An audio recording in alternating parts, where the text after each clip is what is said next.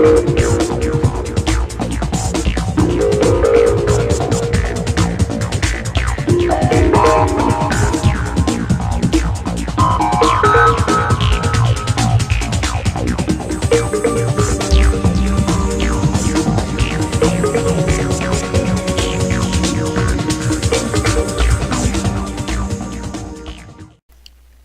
again, and welcome to the Prince Magnum channel. I'm your host, Prince Magnum.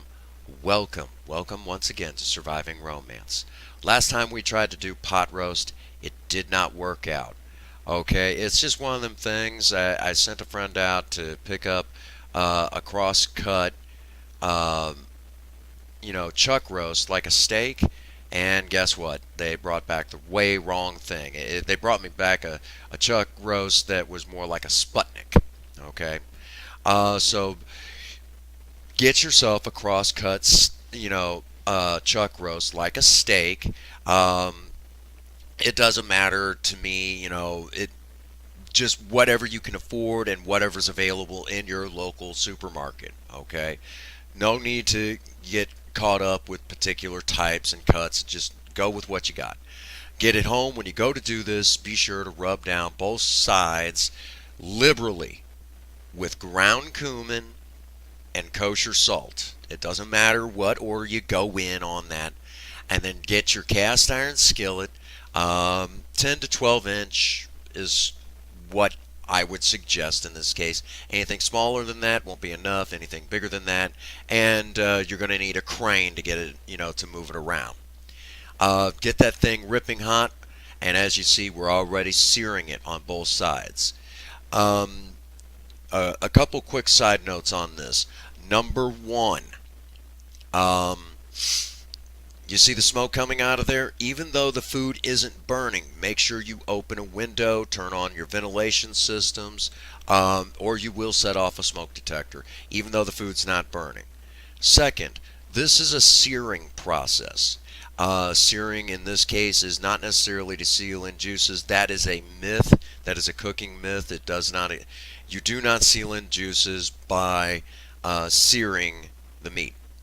If anything, what we're doing is we're going, by searing it, we're getting a brown color. And it has to do with caramelizations of sugars and things like that.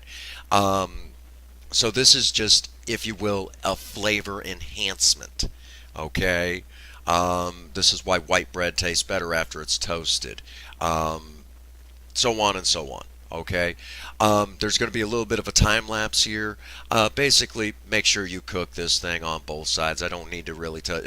Do I really need to tell you all that? Anyhow, once you get it seared on both sides, which should take about 2 to 3 minutes per side. Okay, you're going to take it off and just set it on a platter, and it's not going to go anywhere. Hot side up, if you want to get all technical. I don't think it really matters. But that's, where I got this recipe. This is just my particular take on another person's recipe. My favorite chef, Alton Brown.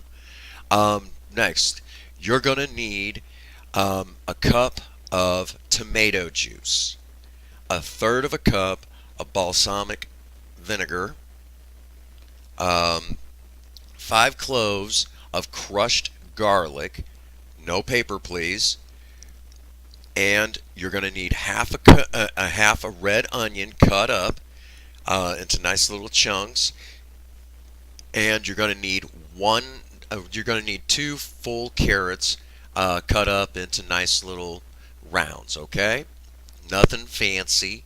All right, and basically you're going to put in the tomato juice and the balsamic vinegar into your cast iron skillet. You might want to turn the heat down a little bit. Otherwise, you'll get the detonation that you're just seeing there. It's pretty neat, but just give it a few moments, kind of cool down, and then adjust your heat accordingly. From here, what we're actually doing is basically we're trying to get the liquids to kind of a paste consistency. By doing this, it concentrates the flavor and makes it stand out a little bit more. Okay, right now you even see the vegetables going in because I want all of the flavors to meld long before it goes into an aluminum foil pouch. Also, while you're doing this, either have your other half, because it's a great way to get them, to cook with them or anything like that, or do it yourself. Cut up a full pack of bacon. You're going to see in a moment. Okay. Now, once we get our flavorful liquid and vegetable pack to a nice paste consistency, 2 sheets of aluminum foil, unless you have the regular, and put them cross like this, okay? And you'll see why in a moment. Put part of, about half the bacon in the bottom, and then you're going to pour your vegetable paste solution on top of the bacon, and then you're going to put the pot roast on top of that, and then the rest of everything on top of the pot roast, okay?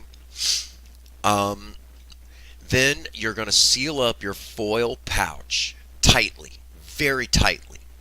Now, I know some of you are sitting there saying, Prince Magnum, that is not a whole lot of juice for a pot roast. Well, this is not. Pot roast is actually supposed to be braising, and that's a long, moist cooking method. And what we're trying to do is break down the collagen within this chuck roast. Don't get hung up on the amount of juice. There'll be plenty to go around. Okay. Technically, the pot roast that most of us are familiar, that most everyone is familiar with, is actually boiling. So it's not really a roast. Okay. Just bear that in mind. If you haven't done so already, set your oven to 300, anywhere between 250 to 300 degrees, depending on your oven. And, if it's a really good oven, you don't have to go crazy with it. But 300 degrees is what I shoot for, okay? Because our oven sucks. But anyhow, once you get all that wrapped up, put it on some sort of a cookie sheet, baking pan. We used an old pizza pan, and that was plenty perfect enough. Okay, again, good and tight. We're using regular aluminum foil, but the heavy duty you only have to use 2 sheets, but regular, be sure it's 4. Okay, very simple. No fuss, no muss. Set it on your cookie sheet, and you're going to just see it go into the oven. When it goes into the oven, do me a flavor. Do me a big flavor. Set your timer for 3.5 hours. I know some of you are going, oh my gosh! Trust me, it's worth it. The nice thing about this particular recipe is basically it's a one and done job. You'll have your side done, and you'll also have your pot roast. Basically, this is a one and done job. So timer, it goes in, timer set to 3.5 hours. At the end of your 3.5 hours, y'all are going to hate me, but you're going to pull this out of the oven, set it on the cooktop, and you're going to let it rest for another half an hour. Don't worry, it's well worth it in the end. And basically, you will see that at the end, okay? Again, you're going to see in the next clip why we have it on the pan. But then you'll get to see it all open. It's well worth it. Do me a favor, please be careful when you're opening the foil pouch. For criminy sakes, don't burn yourself. Okay? It is still going to be really hot when you go to open this thing. Okay? So, again, it's a simple recipe. Do 2 of these at once if you'd like. You might want to adjust your time or whatever. I've never had to do 2 at once, but, again, this is a very filling recipe. It's one of Princess Faye's favorite, and it's one of my favorites. I enjoy doing this one. All right.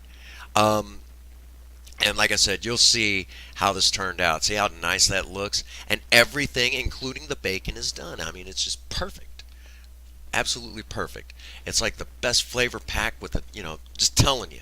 And chuck roast is very cheap. I mean, I think all total we spent maybe $20 for this nice fancy meal. Can't beat that. All right, as usual, this brings us to the end of this video. The last clip you get to see is us plating all this up. So I'm just going to go ahead and end it as usual. If you've got any comments, please leave them below. No hate, or you could get deleted, or you'll get made fun of. Um, get out there and work on a project. I don't care what it is. Just do something with yourself. If you have a sweetheart, sweep them off their feet. And as always, for every one of you out there, if nobody has told any of you that they love you today, Prince Magnum does. God bless you and have a happy 24. Thank you.